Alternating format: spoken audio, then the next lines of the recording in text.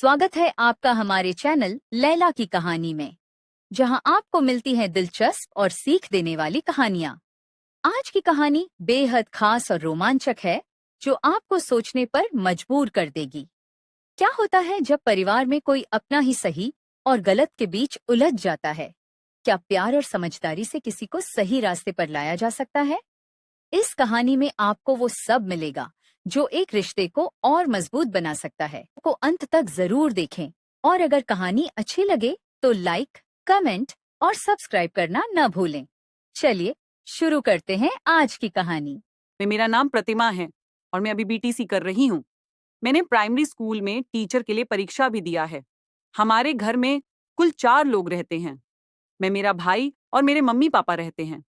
मेरी उम्र अभी 24 साल है। मैं अपने शरीर को भी मेंटेन करके रखती हूँ और रोज सुबह ही आयाम भी करती हूँ, जिससे कि मैं फिट रह सकूं। और मेरे भाई की उम्र 21 साल है। हम दोनों एक दोस्त की तरह रहते हैं, जिस वजह से हम दोनों आपस में एक दूसरे की बात भी शेयर करते हैं। एक दिन मैं अपने भाई से कुछ सीक्रेट बातें कर रही थी। मैंने उससे पूछा, राहुल, तुम्हें कोई पसंद है कि नहीं? राहुल बोला, नहीं दीदी, अभी तक ऐसी कोई नहीं मिली। अगर आप जैसी मिले तब तो प्रयास करूंगा। इतने में ही वहां पर मम्मी आ गई और राहुल को किसी काम से बाहर लेकर चली गई। मेरे भाई के मुंह से आप जैसी बात सुनकर मेरे तो होश उड़ गए थे। मैं बस उसके ही बारे में सोच रही थी। यही सब सोचते सोचते कब मेरी आंख लग गई, मुझे पता भी नहीं चला। फिर जब मैं उठी तो मैंने देखा घर में कोई भी नहीं था। शायद मम्मी और राहुल अभी तक नहीं आए थे। फिर मैं बाथरूम में जाकर नहाने लगी। तभी माँ और राहुल भाई मार्केट से आ गए तो मैं उसके पास जाकर बातें करने लगी। फिर वह अपने स्कूल चला गया और मैं भी अपने कॉलेज चली गई। मैं अपने कॉलेज में जाकर अपने भाई के बारे में ही सोच रही थी, क्योंकि आज तक किसी ने मेरे को ऐसा नहीं कहा था। फिर तभी मेरी एक सहेली मेरे पास आई और बोली, अरे प्रतिमा, तुम क्या सोच रही हो? इस पर मैं बोली, नहीं नेहा, मैं तो कुछ भी नहीं सोच रही हूँ। फिर मैंने उससे पूछा कि नेहा यार, कोई उपाय बताओ कि कैसे पैसा कमाया जाए, क्योंकि अब तो हमारा कॉलेज भी खत्म होने वाला है। नेहा मुझे गुस्से से देखी और बोली, अरे चल यार, हमारे लिए पैसे कमाना आम बात है। फिर हम दोनों अपने अपने घर की तरफ जाने लगे, क्योंकि हमारा क्लास नहीं चल रहा था। मेरी सहेली अपने घर की तरफ जाने लगी। इधर मैं भी जा रही थी। तभी मैंने रास्ते में अपने भाई राहुल को देखा। मुझे तो उसको देखकर मेरा होश उड़ गया। राहुल अपने साथ किसी को लेकर घूम रहा था।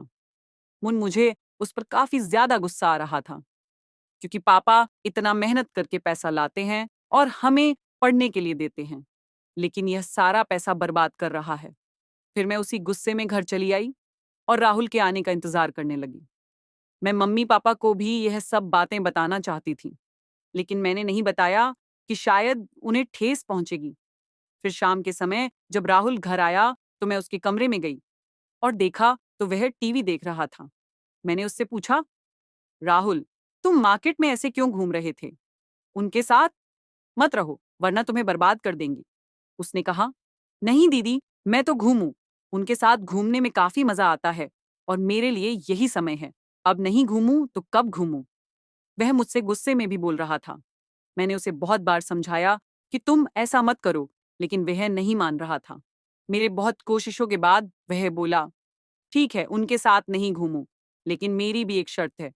अगर तुम पूरा करोगी तो मैं उनके साथ रहना भी छोड़ दूंगा। मैं बोली, हाँ बताओ क्या शर्त है तुम्हारी? तो राहुल तुरंत बोला, जैसे मेरे साथ वह घूमते हैं, अब से तुम मेरे साथ घूमो भी और मेरी जरूरतों को भी पूरा करोगे। मैंने उससे कहा, नहीं, यह नहीं हो सकता।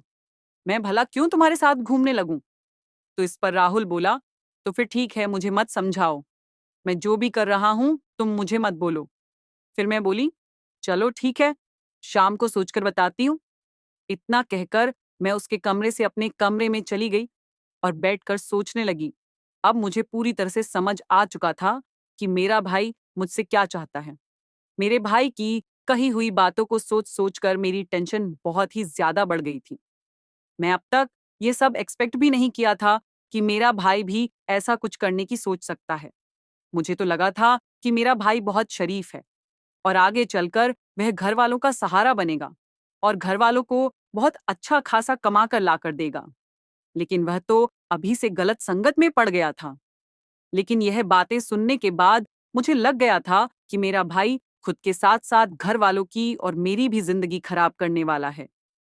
ये सारी बातें सोच सोच कर मेरे दिल की धड़कन इतनी बढ़ चुकी थी कि अगर कोई सामने रहे तो उसे आसानी से सुनाई दे जाए। फिर मुझे कुछ दिन पहले की भी बात याद आ गई कि वह मुझे कैसे देख रहा था। मैं उसको पूरी तरह से समझ गई थी कि वह क्या करना चाहता है। मेरे पास तो बहुत बड़ी समस्या थी कि अब मैं क्या करूं। अगर मैं हाँ नहीं बोलूंगी तो वह उनके चक्कर में बर्बाद हो जाएगा और उसकी पढ़ाई भी खराब होगी। मैं उसे पति पत्नी के जैसे रहने के लिए भी हम नहीं बोल सकती, क्योंकि वह मेरा भाई है। फिर मेरे दिमाग में अचानक ख्याल आया कि शायद यह बात घर में ही रहेगी। इससे हमारे घर वालों की जिंदगी भी बची रहेगी और मेरा भाई भी सुधर जाएगा। यही सब सोचते सोचते मैं सो गई। फिर जब मैं सुबह उठी तो राहुल के कमरे में चली गई। शुरू में तो मैंने उसे बहुत समझाया, लेकिन मैं मेरी एक भी बात सुनने को राजी नहीं था। फिर मैंने उससे कहा, ठीक है राहुल, मुझे तुम्हारी शर्त मंजूर है, लेकिन चलो पहले हम शॉपिंग करेंगे। फिर मैंने उससे कहा कि यह बात बाहर किसी को पता नहीं लगना चाहिए और तुम किसी के साथ भी आज के बाद मत दिखाई देना। वह बोला, ठीक है, आज के बाद आप जैसा कहोगी मैं वैसा ही करूंगा। मेरे भाई से बातें सुनने के बाद मैं उनके पास गई, जिसके साथ मेरा भाई इधर उधर घूमता था, और उन्हें अच्छे से समझा कर आई। फिर घर आकर मैं मम्मी के पास चली गई और नाश्ता बनाने लगी, क्योंकि आज रविवार था तो हमें कहीं नहीं जाना था। फिर मैं पापा और राहुल नाश्ता करने लगे और उसके बाद मैं और राहुल शॉपिंग करने चले गए।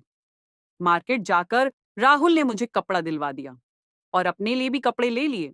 साथ ही मैंने अपनी मम्मी के लिए भी एक साड़ी भी खरीद ली।